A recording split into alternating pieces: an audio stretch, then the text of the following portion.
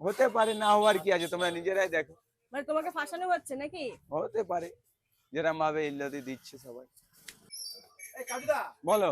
বলছি phone pay কে চেনো তো? হ্যাঁ, ফোন পে কে চিনি। ওর পরোটা নাকি বিশ্ববিখ্যাত।